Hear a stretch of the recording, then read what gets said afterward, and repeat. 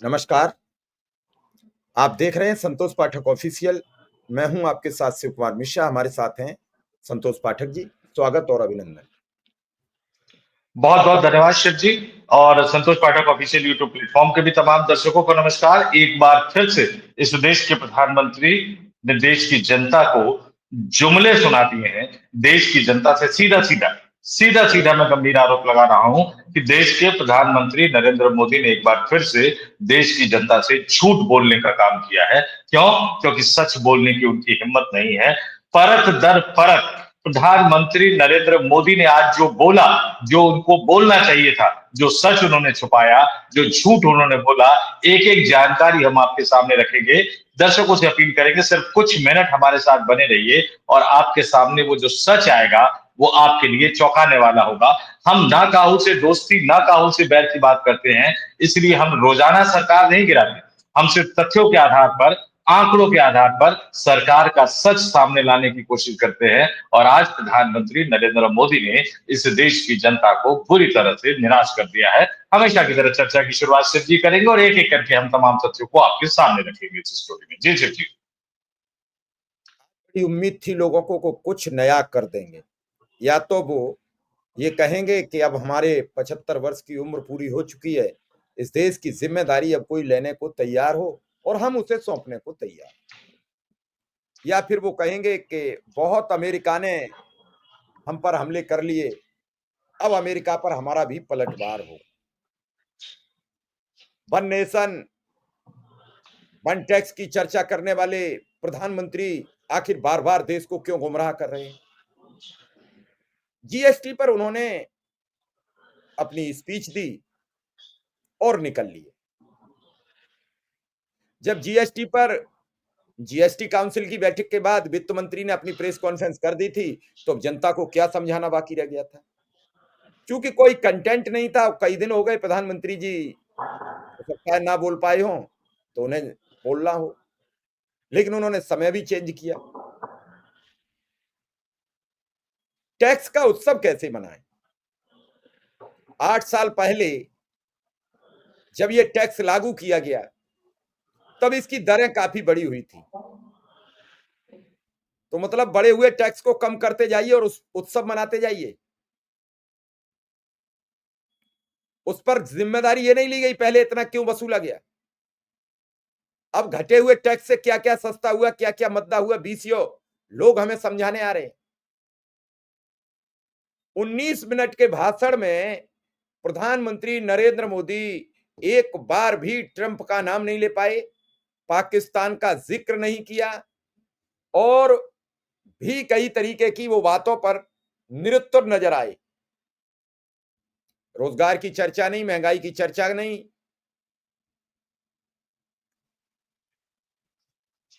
Visa पर भी कुछ नहीं उनका वक्तव्य आया।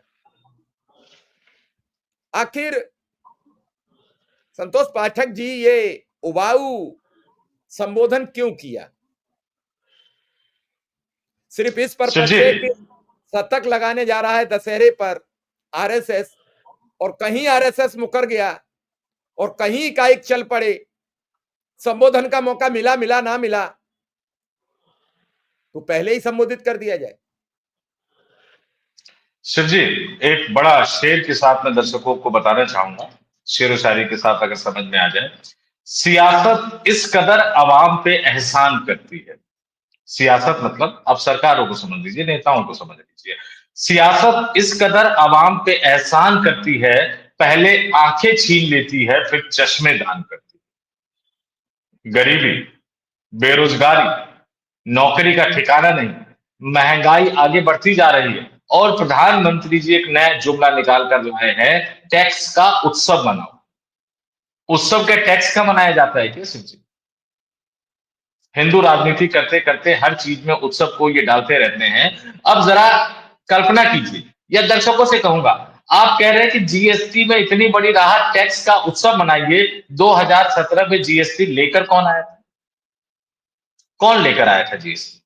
और जीएसटी की बात तो आप बाकायदा लाल किले की प्राचीर से 15 अगस्त को कह चुके हैं। उसके बाद जीएसटी काउंसिल की बैठक हुई, काउंसिल की बैठक में लागू होने के बाद बाकायदा प्रेस कॉन्फ्रेंस कर दी। आपके नेताओं ने, आपके मंत्रियों ने, आपके मुख्यमंत्रियों ने, आपके प्रवक्ताओं ने देश भर में घूम घूम कर प्रेस कॉन्फ्रेंस करने जा रहे हैं। तो जब देश का सर्वोच्च पद का व्यक्ति अगर इस खबर आती है कि वो राष्ट्र के नाम संबोधन करने जा रहे हैं, तो क्या आप ये पकी पकाई, थकी थकाई, सुनी सुनाई बात हमें सुनाने के लिए आए थे क्या?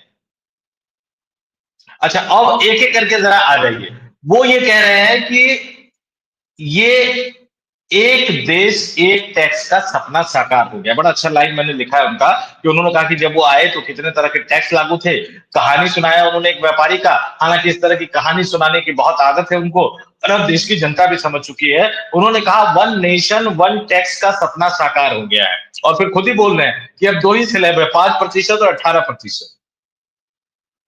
अब मुझे समझ में नहीं आता, एक देश एक टैक्स तो 2 स्लैब कैसे होंगे? ये तो खुल्लम खुल्ला सीधे सीधे देश की जनता से झूठ बोलने का प्रयास है। और चलिए मान लीजिए कि 2 टैक्स है। भाई साहब, पेट्रोल और डीजल को कब लेके आओगे आप जीएसटी के दायरे? ये जो सेस लगा रखे हैं आपने, ये कब हटाओगे? इससे बड़ा झूठ कुछ हो सकता है शिव जी, कि वो सीधे सीधे देश की जनता से राष्ट्र के नाम संबोधन के जरिए कह रहे हैं कि एक देश एक टैक्स का सपना साकार हो चुका है। इस देश का हर आदमी बता दे, क्या उनको लगता है कि एक देश एक टैक्स का सपना साकार हो चुका है? अब दूसरी चीज पर आ जाइए। वो क्या कह रहे हैं कि हमने इनकम टैक्स में 12 लाख तक की छूट दे दी थी, कि 12 लाख तक कोई टैक्स नहीं देना पड़ेगा, और जीएसटी में जो हमने रियायत दे दी है, 2.5 लाख करोड़ रुपए की बचत हुई है। आंकड़ों का मकरजाल बड़ा अच्छा बनते हैं प्रधानमंत्री नरेंद्र मोदी। फिर वो कह रहे हैं कि हमने 25 करोड़ लोगों को गरीबी रेखा से बाहर निकाला है। ये सब सुनी सुनाई बातें हैं ना, दर्शकों ने लगातार सुना होगा, कुछ नया है इसमें? आपने अगर 25 करोड़ लोगों को गरीबी रेखा से बाहर निकाल दिया, तो 80 करोड़ लोगों को 5 किलो अनाज देने की जरूरत क्यों पड़ रही है आपको?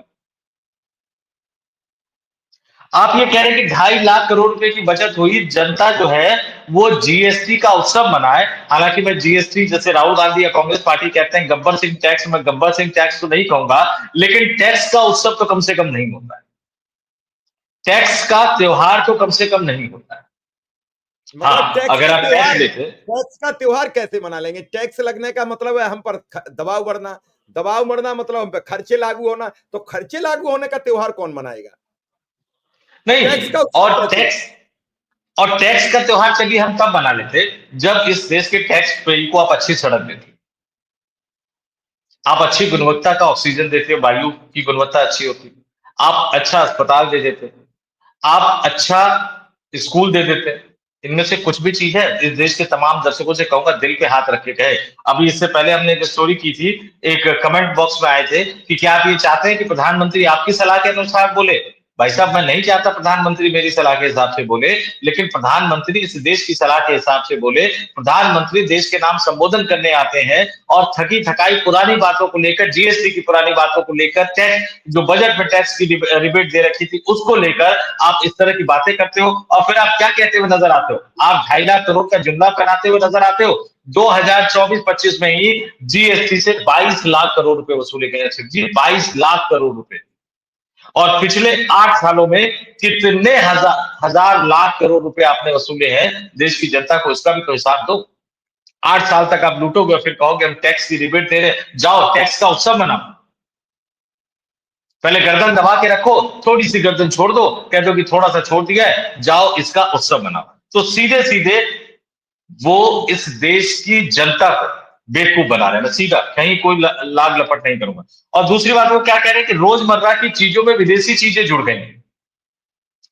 उदारीकरण, भूमंडलीकरण, ये तो शगल है ना नरेंद्र मोदी साहब का। सबसे ज्यादा देशों में घूम चुके हैं। आज उनको 11 साल बाद स्वदेशी की याद आ रही है। क्यों याद आ रही है? क्यों? क्योंकि उनके तथाकथित मिडिल क्लास भक्त पूछेंगे, साहब ये आपके दोस्त ट्रंप ने क्या कर दिया? क्या कर दिया आपके दोस्त ट्रंप ने? ये वीजा का जो टेरर है उसको फैलाकर, वीजा का वार जो है उसको छेड़कर, तो आपको जवाब देना है। तो अब आप स्वदेशी का राग अलापते हुए नजर आते हैं। आप ये कहते हैं एक तरफ 2.5 लाख करोड़ रुपए खर्च करो, टीवी खरीदो, फ्रिज खरीदो, वॉशिंग मशीन खरीदो।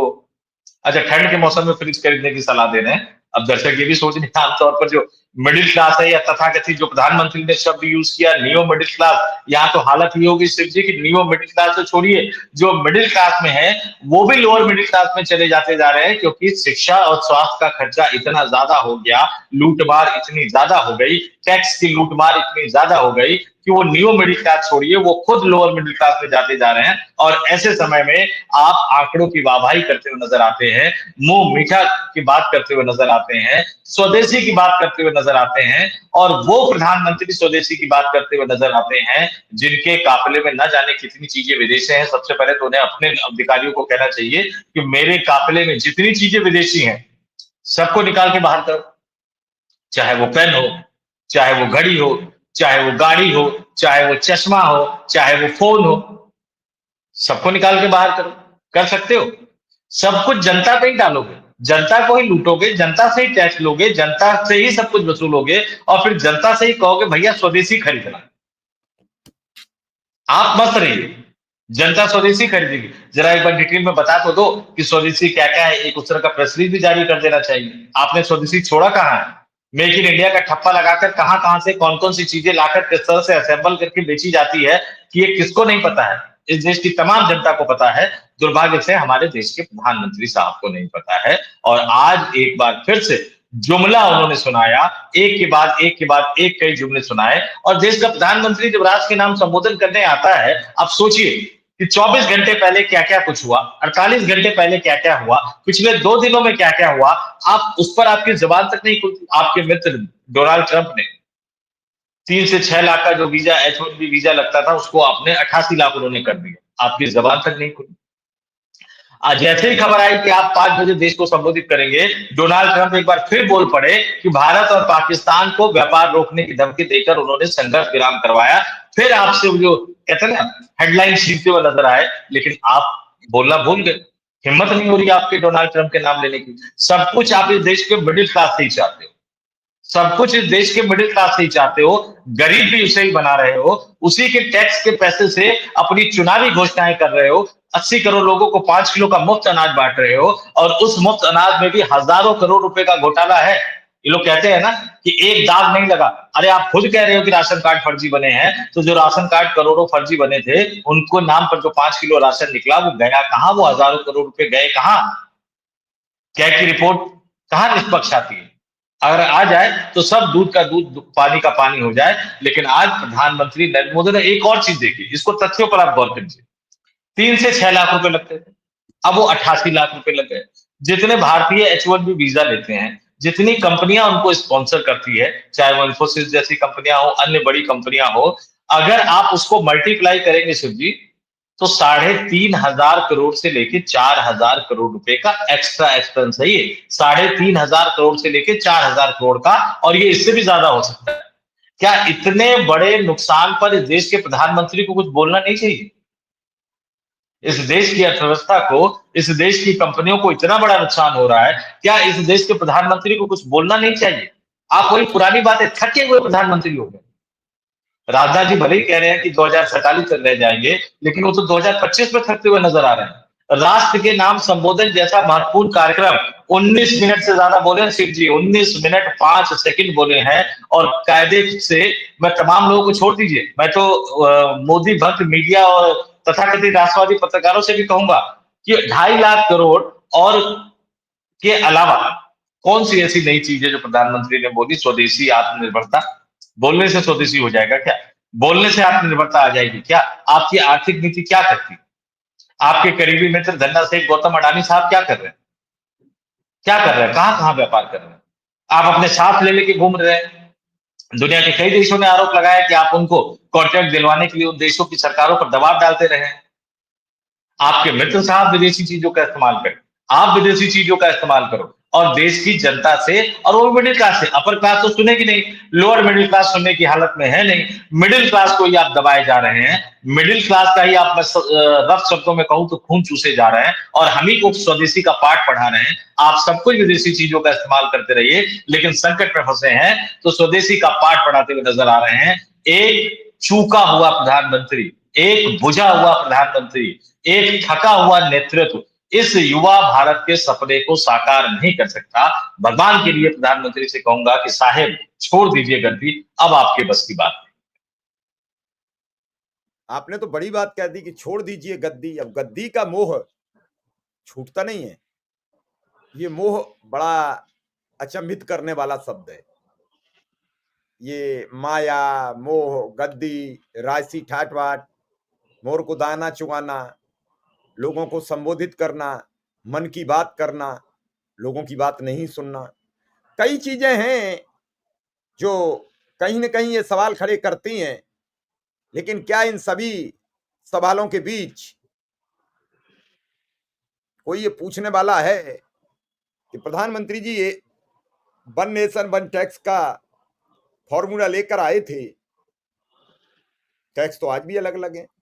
Road tax, toll tax, income tax, GST और कितने टैक्स होंगे जो लोगों को। जीएसटी में भी दो, जीएसटी में भी दो। तो ये सब टैक्स, क्या जनता टैक्स देने के लिए बनी है? बाकी कोई मतलब नहीं है जनता से। और फिर आप कह रहे हो कि टैक्स का उत्सव मना लीजिए। टैक्स का उत्सव कैसे बनेगा? जब जब कर बढ़ा है तब तब लोगों का मन टूटा है। और टूटे मन से कोई उत्सव मना नहीं सकता, टूटे मन से कोई गाना गा नहीं सकता, टूटे मन से कोई खुशी हो नहीं सकता। मन टूटा हो तो फिर सब कुछ टूट जाता है। हम आज इस तरीके की जिंदगी में जी रहे हैं जहां हमने कोई विकल्प नहीं चुना, कोई काम नहीं किया। और सबसे बड़ी समस्या जो पाठक जी आपको बताएं, चाहे जनता हो, प्रधानमंत्री हो, राजनीतिक हो, पारिवारिक रिश्ते हो, जब तक आप सवाल ना करो तब तक आपको यह लगता है कि यह तो काम एक तरफा चल रहा है। सवालों का कोई जवाब न दे तब भी लगता है कि यह सब काम एक तरफा चल रहा है। प्रधानमंत्री कोई एक घर थोड़ी चला रहे हैं, एक परिवार थोड़ी चला रहे हैं कि आप कुछ भी किसी की बात मत सुनो। 145 करोड़ आवाम का नेतृत्व कर रहे हैं और 145 करोड़ आवाम के अगर अलग अलग सवाल आते हैं तो 145 करोड़ हो जाएंगे। फिर उनमें सबकी छानबीन करी जाए तो कई लाख सवाल ऐसे निकलेंगे जो मिश्रित होंगे। एक ही सवाल कई लाख लोग कर रहे होंगे, मतलब तो ऐसे सवालों से बचना, फिर टैक्स का उत्सव मनवा देना। फिर उस दिन क्या हुआ था जब जीएसटी लागू हुई थी? उस दिन कौन सा उत्सव मनाया गया था? उस दिन भी कहा था आपने उत्सव मनाइए, वन नेशन वन टैक्स, एक ही टैक्स, सारे टैक्स निजात मिल जाएगी। अब आप कभी 1% घटा देते हैं, कभी 2% घटा देते हैं। अब बिहार का चुनाव फंसा तो फिर विपक्ष तो इसे गब्बर सिंह टैक्स मानता है, लेकिन मैं नहीं मानता। विकास के लिए टैक्सों की जरूरत है, लेकिन इतने टैक्स लेने के बाद जनता को क्या दिया आपने? ये गिव एंड टेक का मामला है। क्या आपने सबको स्वास्थ्य की सुविधाएं उपलब्ध करा दी? क्या आपने एजुकेशन इंटर तक सबको देने का एक प्रतिबद्ध कर दिया? बहुत सारे सवाल हैं, इन सवालों का जवाब नहीं है किसी के पास। लेकिन संतोष जी, एक सवाल मेरा अहम है कि आज के भाषण को आप कितने नंबर देंगे और कैसे देखते हैं? देखिए, इस नंबर से पहले एक डाटा बड़ा अच्छा है और हमें डाटा कहीं से भी आए, डेटा कहीं से भी आए, उसका इस्तेमाल जरूर कर लेना चाहिए। तो जरा ये डेटा आपको बता दूं, सरकार के जो भक्त हैं जो कमेंट करने आते हैं वो जरा मुझे बताएंगे कि जब ये जीएसटी टैक्स लागू किया गया था 2017-18 में, तो 11 लाख करोड़ रुपए का टैक्स सरकार ने जुटाया। उसके बाद हर महीने सरकार बाकायदा आंकड़े जारी करती थी कि कितना ज्यादा टैक्स जुटाया गया और कई महीनों में कहा जाता था रिकॉर्ड तोड़ टैक्स कलेक्शन, रिकॉर्ड तोड़ टैक्स कलेक्शन। और जो 2017-18 में 11 लाख करोड़ रुपए जुटाए गए थे वो 2024-25 में आके डबल हो गए, यानी 22 लाख करोड़ रुपए हो गए। तो फिर ये लूट नहीं थी तो क्या थी? ये जरा भक्त लोग कमेंट करके बताएंगे। और जो लोग आते हैं ना कमेंट करने की, भाई प्रधानमंत्री को आप आदेश दे रहे, निर्देश दे रहे, क्यों नहीं दूंगा प्रधानमंत्री को आदेश और निर्देश? क्यों नहीं दूंगा? मतदाता हूं इस देश का। प्रधानमंत्री से पूछूंगा कि भैया सीमा पर गोलीबारी चल रही है, सीमा पर संघर्ष विराम का उल्लंघन हो रहा है और आप क्रिकेट खेलने में मस्त हो, क्रिकेट खेलने में मस्त हो, क्रिकेट खिलवाने में मस्त हो। मतलब जान जाए तो जाए लेकिन धंधा ना जाए। बिजनेस में यहां से नहीं आनी चाहिए। ये सवाल तो पूछूंगा और बार बार पूछूंगा। और जरा मैं फिर कहता हूं, नंबर देने की जब बात आती है तो प्रधानमंत्री नरेंद्र मोदी के एक एक शब्दों को, एक एक लाइन को आपको गौर करना चाहिए। वो क्या कहा उन्होंने कि हमारे देश के गरीब गरीब को तो भाई साहब आप 5 किलो अनाज दे रहे हो ना फ्री। मध्यम वर्गीय, जिनको आपने मिडिल क्लास बनने के लायक नहीं छोड़ा। नियो मिडिल क्लास, ये कौन सा नियो मिडिल क्लास आ गया? जब मिडिल क्लास ही लोअर मिडिल क्लास में जा रहा है, अपने खर्चे पूरे नहीं कर पा रहा है, तो फिर ये नियो मिडिल क्लास कहां से आ गया? फिर युवा, किसान, महिलाएं, दुकानदार, व्यापारी, उद्यमी, ये तो सब आपके टैक्स से परेशान है। किसी भी राज्य में चले जाइए, किसी भी जगह पे चले जाइए, आपके अधिकारियों की टैक्स से परेशान है। आप वो कह रहे हैं कि खुशियां बढ़ेगी, आप उत्सव मनाइए, जीएसटी का उत्सव मनाइए, टैक्स का उत्सव मनाइए। फिर वो 2017 के इतिहास की बात कर रहे हैं, 2014 की कहानी सुनाते हुए नजर आ रहे हैं। टैक्स और टोल, अब ये जो आपने जिक्र किया बताता हूँ, प्रधानमंत्री के शब्द है, मेरे शब्द नहीं है। टैक्स और टोल के जंजाल की वजह से ये तब के हालात थे, यानी 2014 में। और मैं आपको सिर्फ एक पुराना उदाहरण याद दिला रहा हूं, तब ऐसी लाखों कंपनियों को, लाखों करोड़ों देशवासियों को अलग अलग तरह की टैक्स के जाल की वजह से हर रोज परेशानी होती थी। क्या अब टोल खत्म हो गया क्या? वो कह रहे हैं सामान को एक शहर से दूसरे शहर पहुंचाने के बीच जो खर्च बढ़ता था, वो भी गरीब को उठाना पड़ता था, आप जैसे ग्राहकों से वसूला जाता था। शिव जी, टोल टैक्स तो मुझे जहां तक लगता है खत्म नहीं हुआ। ये जो भक्त साहब आए थे कमेंट करने के लिए, जरा बता दें कहीं टोल टैक्स खत्म हो गया हो सकता है मेरी जानकारी ना हो, कहीं टोल टैक्स खत्म हो गया हो, जरा बता दें। आगे वो क्या कह रहे हैं, नेक्स्ट जनरेशन रिफॉर्म। जब बांग्लादेश में हालत खराब हुई, जब नेपाल में हालत खराब हुई, जब श्रीलंका में हालत खराब हुई, तो नेक्स्ट जनरेशन जो है वो इनकी जुबान पे आता नजर आ रहा है। गृह मंत्रालय ने अलग से तैयारी की है कि कैसे हमें प्रोटेस्ट को रोकना चाहिए, तमाम चीजों को रोकना चाहिए। अब वो कह रहे हैं कि जिन सामानों पर पहले 12% टैक्स लगता था, उनमें से 99% यानी करीब 100 के निकट 5% टैक्स के दायरे में आ गई है। ये भी अपने आप में सबसे बड़ा झूठ है। 25 करोड़ गरीब की बात मैं बता चुका हूं, 12 लाख करोड़ रुपए के इनकम टैक्स छूट की बात बता चुका हूं। और फिर आगे जाकर जब वो एमएसएमई की बात करते हैं, लघु मध्यम और कुटीर उद्योग, आपने लघु मध्यम और कुटीर उद्योग की हालत तो ये कर दी है कि दीपावली पर लक्ष्मी और गणेश जी भी चाइना वाले खरीदने पड़ते हैं, क्योंकि वो सस्ते पड़ते हैं। सोचिए कि क्यों महंगे पड़ते हैं हमारे देश में। क्योंकि पहले तो आपका जो टैक्स का स्लैब है, वो तो टैक्स देना ही देना है। उसके बाद जो आपके अधिकारियों का करप्शन है, बिना वसूली के काम तो चलेगा नहीं। और दिवाली का मौसम आ जाता है तो तमाम अधिकारियों से लेकर बड़े बड़े लोगों तक टैक्स, जो रिश्वत की जो दर है वो भी महंगी हो जाती है कि भैया दिवाली के टाइम में खर्चा ज्यादा है। क्या आप रोक पाए करप्शन को? नहीं रोक पाए। तो कैसे आपके एमएसएमई जो है, लघु और कुटीर उद्योग जो है, वो मुकाबला करेंगे? फिर आप स्वतंत्रता तक पहुंच जाते हैं। अब आपको स्वतंत्रता के आंदोलन की याद आती है। वैसे आप सारा ठीक है जवाहरलाल नेहरू पे फोड़ते हुए नजर आते थे, लेकिन अब आपको स्वतंत्रता के आंदोलन और स्वदेशी की याद आती है। क्यों? क्योंकि आपके करीबी मित्र डोनाल्ड ट्रंप साहब ने आपको फंसा दिया। आपके करीबी मित्र धन्ना सेठ, अरबपति, कारोबारी, आपके गौतम अडानी साहब ने आपको फंसा दिया। अब आप उन चक्रव्यूह से निकल नहीं पा रहे, तो देश को भी चक्रव्यूह में, धरातल में फंसाते जा रहे हैं, दलदल में फंसाते जा रहे हैं। मैं किसी चीज को अन्यथा नहीं बोलता। मैंने क्यों कहा कि अब समय आ गया है प्रधानमंत्री जी को गद्दी छोड़ने का? क्योंकि आज जो नरेंद्र मोदी राष्ट्र के नाम संबोधन करने आए थे, वो एक थके हुए नेता लग रहे थे, जिनके पास विजन नहीं है, जिनके पास देश की जनता को आगे का रास्ता दिखाने का मार्ग नहीं है। तो ये जान ही नहीं पा रहे कि नियो मिडिल क्लास तो छोड़िए, मिडिल क्लास भी अब लोअर मिडिल क्लास की कैटेगरी में जाता चला जा रहा है। तो जिनके पास तथ्यों की जानकारी ना हो, जिनके पास सही तथ्यों की जानकारी ना हो, जिनके पास देश के सही वातावरण की जानकारी ना हो, जिनके पास अंतर्राष्ट्रीय माहौल की जानकारी ना हो, या जानकारी होते हुए भी जो झूठ बोल रहे हो, जिनके पास अमेरिका के राष्ट्रपति को हड़काने का दम ना हो, 56 इंच का सीना सिकुड़ कर 42-43 इंच का रह गया हो, जब आप देश जिन संकटों से घिरा हुआ है उन संकटों को आप एड्रेस नहीं कर सकते हैं, तो माफ कीजिएगा शिव जी, मैं ऐसे व्यक्ति को देश के प्रधानमंत्री के रूप में बने रहना नहीं देखना चाहता। तमाम कमेंट वाले बहादुर आएंगे, मैं सिर्फ उनसे ये पूछूंगा कि भैया आज के प्रधानमंत्री के 19 मिनट 5 सेकंड के संबोधन में आपको कुछ नया नजर आया हो तो जरा मुझे बता दो, और नया नजर नहीं आया हो तो प्रधानमंत्री जी को कह दीजिए कि अब न्यू टैक्स रिवोल्यूशन या न्यू टैक्स रिफॉर्म की जरूरत नहीं है, इस देश को अब न्यू प्राइम मिनिस्टर की जरूरत है। चलिए, आपने ठीक कहा और बहुत अच्छी तरीके से समझाने का प्रयास किया है और लोगों को समझना चाहिए। फिलहाल दर्शकों से इजाजत लेंगे। दर्शकों का भी आभार, आपका भी आभार, आपने समय दिया। धन्यवाद, नमस्कार। बहुत बहुत धन्यवाद, नमस्कार शिव जी। और तमाम दर्शकों से अपील करूंगा कि भैया या तो आप हमारे तर्कों का जवाब दे दीजिए, या अगर आप हमारे तर्क से सहमत है तो इस वीडियो को कम से कम 5 लोगों को फॉरवर्ड जरूर कीजिए ताकि देश की जनता तक सच्चाई पहुंच सके, प्रधानमंत्री नरेंद्र मोदी के राष्ट्र के नाम संबोधन की सच्चाई पहुंच सके।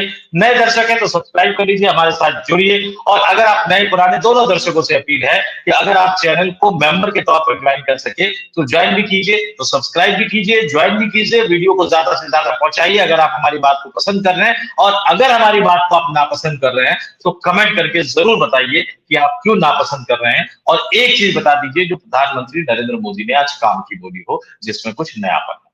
जी शिव जी। धन्यवाद।